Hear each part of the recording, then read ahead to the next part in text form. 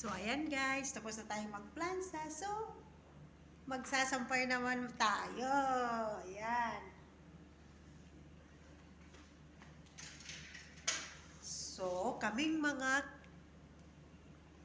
nagtatrabaho sa cleaning company, wala pong pinagkaiba ang trabaho namin sa mga domestic helpers. Kasi ang trabaho po namin ay linis, laba, plansa. Depende sa oras, kung ilang oras yung pinabook ng customer. So, kaya sa akin, every day is 4 hours.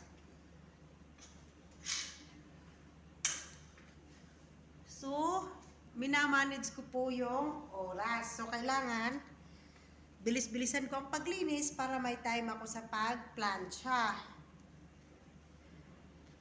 O kaya naman, alternate. Sunday, deep clean ako.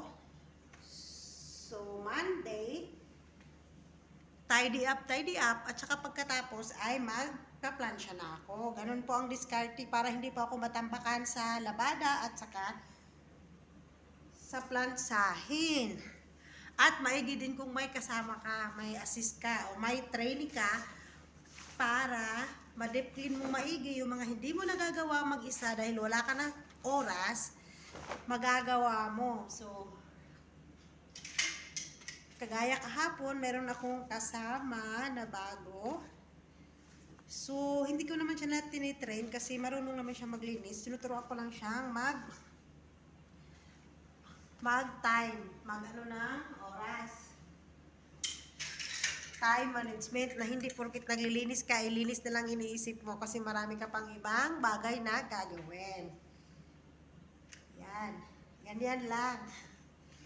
So, tapos na ako nagplansa. Naubos ko yung plansahin kahapon at saka ngayon. So, itong mga nilabhan ko ngayon, bukas, tuyo na to. So, tomorrow, pupunta ako ulit dito. So, magpa-plansa na naman ako after cleaning. So, sa may 502 subscriber at sa mga nanonood sa aking YouTube live, thank you so much, appreciated. Hindi ko kayo maisa-isa, but salamat sa pag-subscribe at panonood. God bless! Happy Monday, everyone!